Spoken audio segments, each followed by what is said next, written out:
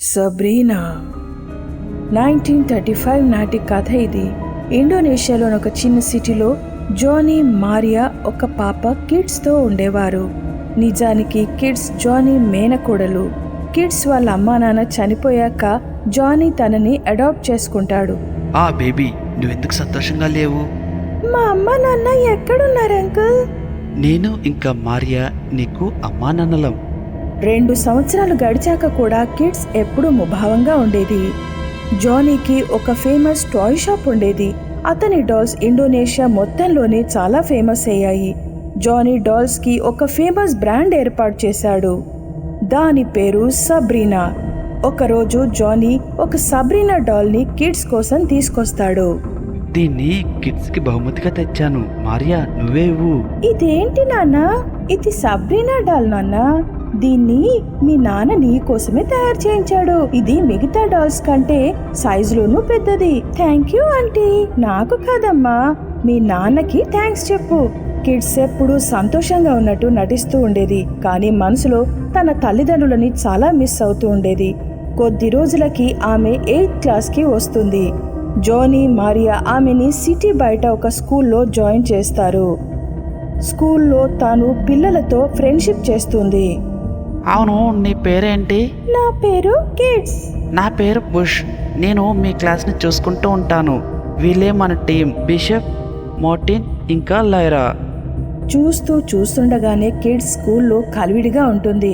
ఇంతకు ముందు కంటే సంతోషంగానూ ఉంటుంది. కానీ నేటికి ఆమె వాళ్ళ అమ్మా నాన్నల్ని చాలా మిస్ అవుతుంది. ఒకరోజు బుష్ మిగతా పిల్లలతో కలిసి ఒక గేమ్ ఆడుతూ ఉంటాడు.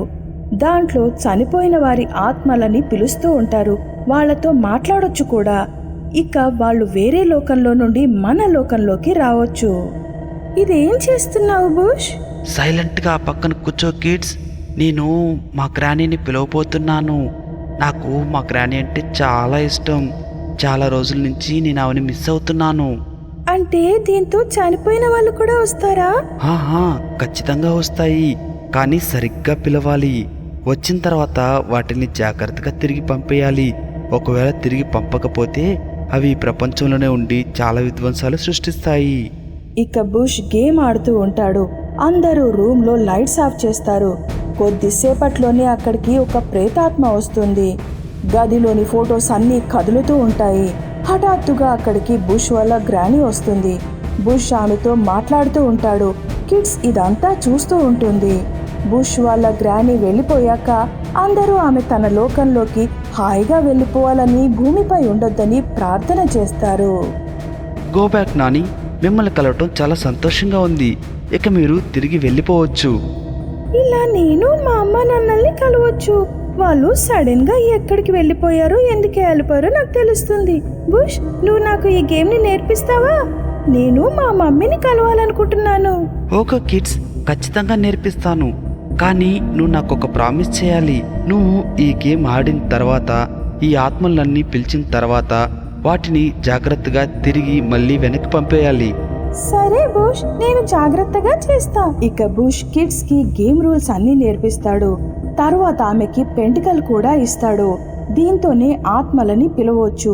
అమావాస్య మధ్యరాత్రి కిడ్స్ తన రూమ్ లో తలుపులన్నీ మూసేసి పెంటికల్ ని రూమ్ లో పెడుతుంది. మధ్యలో ఒక క్యాండిల్ వెలిగించి పెడుతుంది. పూజ స్టార్ట్ చేస్తుంది. వాళ్ళ మమ్మీ డాడీని ఆవాహనం చేసుకుంటుంది. Please come back, please come back. On the name of God and devil, I am calling you. అప్పుడే డోర్ దగ్గర చప్పుడవుతుంది. కిడ్స్ మెటీరియల్ అంతా పక్కన పెట్టేసి తలుపు తీస్తుంది. తన ఆంటీ మారియా సబ్రీనా డాల్ని తీసుకొస్తుంది. దాన్ని కిడ్స్ కి ఇస్తుంది.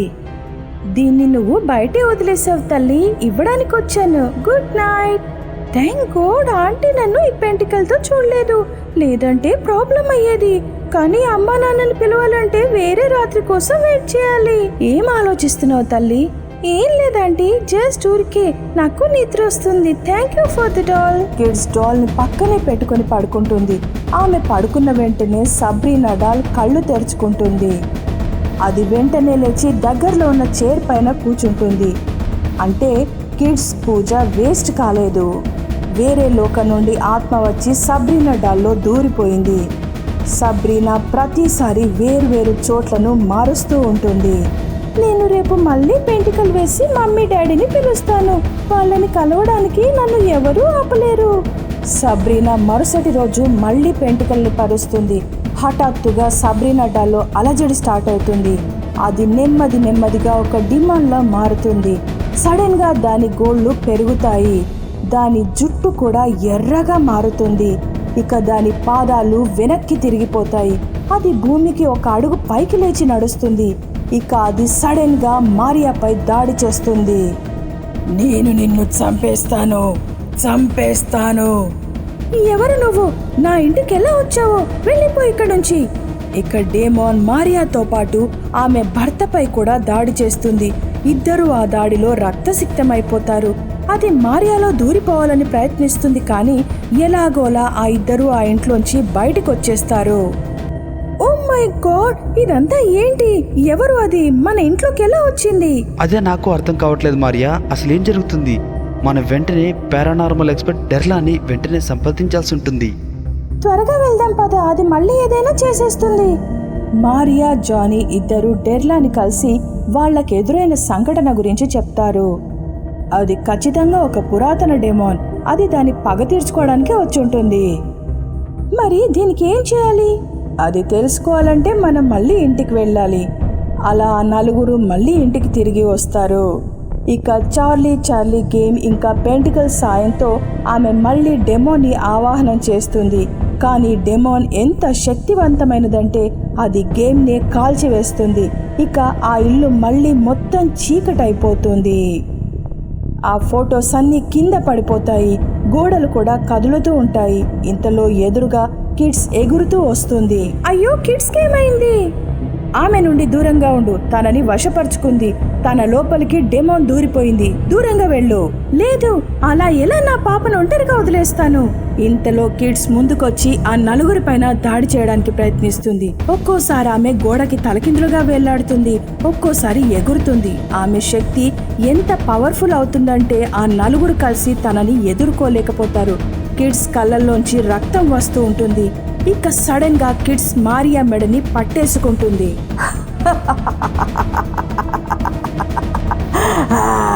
నేను నిన్ను విడిచిపెట్టను.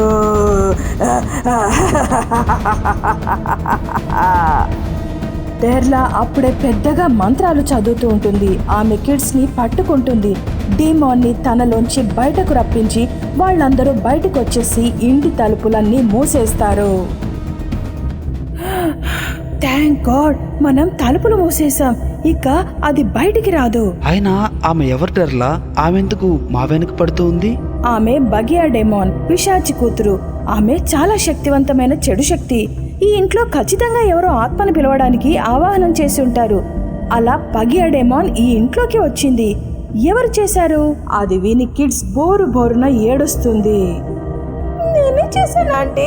నేను మా మమ్మీని కలవాలనుకున్నాను. అందుకే నేను మా మమ్మీని పిలవాలని ప్రయత్నించాను. ఓ గాడ్, నువ్వెంత పని చేశావు! అదే డెమోని మీ మమ్మీ కూడా ఆవాహనం చేసింది. దాన్ని తిరిగి పంపించే ప్రయత్నంలోనే మీ మమ్మీ చనిపోయింది. ఓ జీసస్, మీరేమంటున్నారు? ఇప్పుడు మనం ఏం చేయాలి? జోనీ, మారియా, దాన్ని చంపడానికి ఒకే మార్గం ఉంది. ఆ నల్లని కొండ గుహల్లో ఒక కత్తి ఉంది. దాన్ని తీసుకురావాలి. కేవలం ఆ కత్తితోనే పగియాని తిరిగి తన ప్రపంచంలోకి పంపించొచ్చు. లేదంటే అది మళ్ళీ బతుకుతుంది. సో లేట్ చేయకండి, తొందరగా పదండి, లేదంటే అది మళ్ళీ బతికే అవకాశాలున్నాయి. డెర్లా చెప్పిన గుహలోంచి మారియా, జానీ కత్తిని తీసుకొస్తారు. ఇక అంతా బాగైపోతుందని వాళ్ళందరూ అనుకుంటారు. కానీ అందరూ కలిసి ఒక పెద్ద తప్పుని చేస్తారు. ఇంటి నుంచి బయటికి వస్తూ కిడ్స్ సబ్రీనా డాల్ని వెంట తీసుకొస్తుంది. కాసేపు డాల్ చాలా కూల్గా ఉంటుంది. కానీ కొద్దిసేపు అయ్యాక డాల్ లోపలికి పగియా డిమాన్ మళ్ళీ ప్రవేశిస్తుంది. ఇక డాల్ కళ్ళు మళ్ళీ తెరుచుకుంటాయి. ఎవరు నువ్వు? మా నుండి నీకేం కావాలి? నేను నిన్ను కూడా చంపేస్తాను. నా ప్రపంచంలోకి నిన్ను నా వెంట తీసుకెళ్తాను. ఇలా అంటూ అది మారియాని కూడా పొజెస్ చేసేస్తుంది. మారియా ముఖం పూర్తిగా మారిపోతుంది. ఆమె గాలిలో ఎగురుతుంది. జానీ, డెర్లా, కిడ్స్ ఇది చూసి చాలా భయపడిపోతారు. డెర్లా చాలా వేగంగా మంత్రాలు చదవడం స్టార్ట్ చేస్తుంది. On the name of Jesus demon go away, on the name of Jesus demon go away. డెర్లా చాలా పెద్దగా మంత్రాలు చదువుతూ ఉంటుంది. పాజిస్ట్ మారియాపై హోలీ వాటర్ చల్లుతుంది. భాగ్య ఇది సహించలేకపోతుంది. వెంటనే డెర్లాపై కూడా దాడి చేస్తుంది. ఆమె డెర్లా చేతుల్లోంచి డైరీ తీసుకోవడానికి ఎంతో ప్రయత్నిస్తుంది. ఆమె తన పళ్ళని డెర్లా మెడపై పెట్టి మాంసం తినడం ప్రారంభిస్తుంది. వదిలేయ్ వదిలేయ్, డర్లా నీకేమన్యాయం చేసింది, వదిలేసేయ్. మాట్లాడకు, కత్తి తీసుకురా. కానీ మారియాకి ఏదైనా జరిగిందంటే? ఏం కాదు, నేను మంత్రాలు చదువుతున్నా, నువ్వు ఆమెని కత్తితో పొడి చేసేయి. ఇద్దరి మధ్య చాలా పెనుగులాట జరుగుతుంది. అప్పుడు డెర్లా మళ్ళీ పెద్దగా మంత్రాలు చదువుతుంది. ఇక జానీ వెనుక నుండి మారియాపై కత్తితో పొడి చేస్తాడు. పగియా డేమోన్ మారియాలోంచి వెళ్ళిపోతుంది. కొట్టుకుంటూ పక్కకి పడిపోతుంది. డెర్లా దానిపై హోలీ వాటర్ చల్లుతుంది. నెమ్మదిగా పగియా పొగలా మారిపోయి ఎగిరిపోతుంది. డెర్లా సబ్రీనా డాల్ని మంటల్లో కాల్చి పారేస్తుంది. అసలు మీరేం చేస్తున్నారు? దీన్ని కాల్ చేయాలి, లేదంటే పగియా డెమోన్ మళ్ళీ వస్తుంది. మెల్లిగా అంతా బాగైపోతుంది. కిడ్స్ కూడా మారియా జాన్ని తన తల్లిదండ్రులుగా అనుకుంటుంది. కానీ మళ్ళీ ఒకరోజు జాన్ కిడ్స్ కోసం ఒక డాల్ని తీసుకొస్తాడు. ఒకరోజు రాత్రి దాని కళ్ళు మళ్ళీ తెరుచుకోవడం మళ్ళీ మనము చూస్తాము.